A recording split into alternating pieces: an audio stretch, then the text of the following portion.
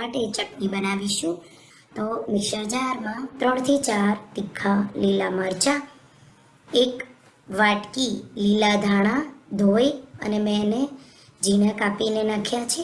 અડધો લીંબુનો રસ નીચોવી દઈશું. અડધી ટીસ્પૂનથી થોડું ઉપર મીઠું કે પછી સ્વાદ પ્રમાણે મીઠું ઉમેરી આપણે પેસ્ટ બનાવી લઈશું. તો આ લીલી તીખી ચટણી આપણી તૈયાર છે. તો આવી ચટણી કોલેજિયન ભેળ માટે બનતી હોય છે. તો થોડી પાતળી આવી ચટણી હોય છે. તમને લાગે તો થોડું પાણી પણ ઉમેરી શકો છો. હવે મેં અહીંયા ખારી શીંગ, તો 1 કપ જેટલી શીંગના મેં ફોતરા કાઢી નાખ્યા છે અને પછી આ રીતે શીંગના 2 ભાગ કરી લેવાના. તમે ઘરે પણ ખારી શીંગ બનાવી શકો છો. તો 1 કપથી તમે વધારે તમારે જેટલી બનાવી હોય એ રીતે ખારી શીંગ લેવાની. એમાં આપણે 4 ટેબલ સ્પૂન ઝીણી કાપેલી ડુંગળી નાખી દઈશું.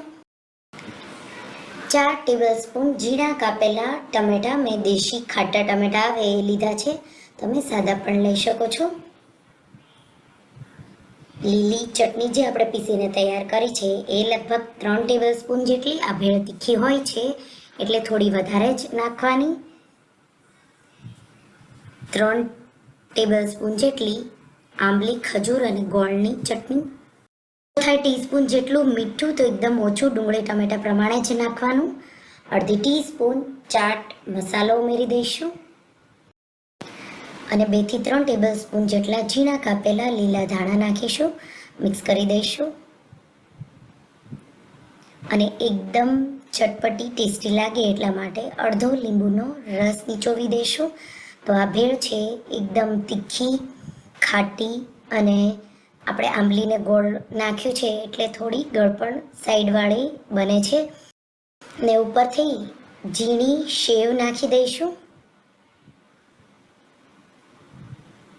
અને મિક્સ કરી દઈશું અને તરત જ આ ભેળને આપણે સર્વ કરીશું.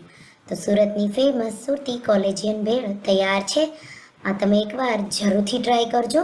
જો તમને આ સુરતી કોલેજિયન ભેળની રેસિપી ગમી હોય તો રેસિપીને લાઈક કરજો, શેર કરજો અને મારા ચેનલને સબસ્ક્રાઈબ કરજો. અને આવી જ નવી રેસિપી માટે તમે બેલ આઇકન બટનને પ્રેસ કરજો. તો એકદમ ચટપટી તીખી એવી સુરતી કોલેજિયન ભેળની રેસિપી એકવાર જરૂરથી ટ્રાય કરી અને કમેન્ટમાં જણાવજો કે તમને મારી રેસિપી કેવી લાગી.